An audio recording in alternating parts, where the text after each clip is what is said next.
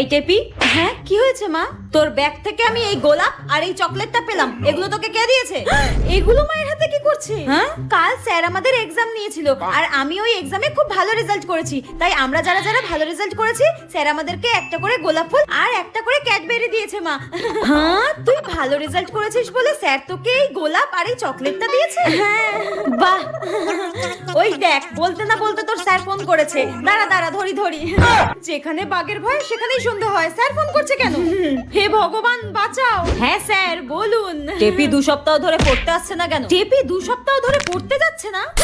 কিন্তু স্যার, কালকে তো আমার মেয়ে টেপি আপনার কাছে পড়তে গিয়েছিল। আপনি সরস্বতী পুজোর দিনও এক্সট্রা ক্লাস নিয়েছেন, পড়িয়েছেন। আমার মেয়ে ভালো রেজাল্ট করেছে বলে আপনি ওকে গোলাপ ফুল চকলেট দিয়েছেন, তাই না? কালকে তো আমি কাউকে পড়াইনি। ঠিক আছে, আপনি রাখুন, আমার মেয়েকে আমি দেখছি। টেপি তুই আজকে শেষ আমার হাতে, তোকে আজকে আমি